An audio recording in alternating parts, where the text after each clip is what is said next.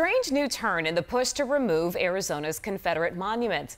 One of those monuments marks an East Valley highway named after a president of a slave-holding Confederate state. But does that highway even exist anymore? Team 12's Bram Resnick verifies this for us. Bram?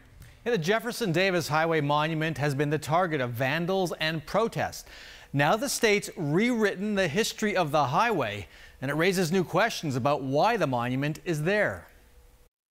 This Confederate monument's been tarred and feathered. To have these types of things up there is a slap in the face. And protested for months.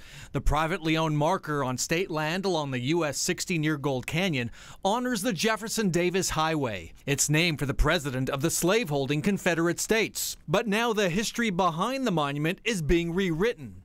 It turns out the Jefferson Davis Highway hasn't existed for 30 years. It took the Department of Transportation 2 years to figure out if we actually had a highway that existed in the state of Arizona. Arizona Department of Transportation Director John Halakowski says in a letter to the State Board of Historic Names, the Jefferson Davis National Highway designation no longer exists and the highway was never granted historic status. Reginald Boulding says it's now up to the governor to order the monument's removal. The governor has the ability through his cabinet to make changes here in the state of Arizona. An ADOT spokesman wouldn't go on camera to discuss the monument's future, but said, "I don't think it's as simple as the governor snapping his fingers and saying, make it so. Unfortunately, it's a lot more complex than that." Next steps for ADOT include figuring out who owns the monument and whether it has historic status. We can verify the Jefferson Davis Highway no longer exists in Arizona,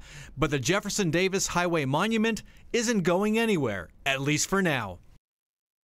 The governor has said he has no desire to tear down Confederate monuments. ADOT says no one stepped forward to claim ownership of the Jefferson Davis Highway marker. Bram Resnick, 12 News.